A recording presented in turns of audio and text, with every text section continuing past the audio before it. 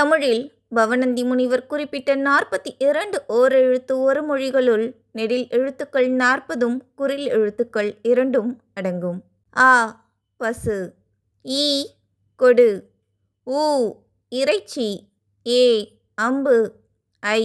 தலைவன், ஓ மதகு நீர் தாங்கும் பலகை, கா சோலை, கு பூமி, கை ஒழுக்கம், கோ அரசன், சா இறந்து போ, சி இகழ்ச்சி, சே உயர்வு, சோ மதில், தா கொடு, தி நெருப்பு,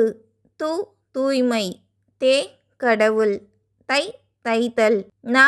நாவு, நீ முன்னிலை ஒருமை, நே அன்பு, நை இழிவு, நோ வறுமை, பா பாடல், பூ மலர், பே மேகம், பை இளமை, போ செல், மா மாமரம், மீ வான், மு மூப்பு, மே அன்பு, மை அஞ்சனம், மோ முகத்தல், யா அகலம், வா அழைத்தல், வி மலர், வை புல், வவ் கவர், நோ நோய், து உன்.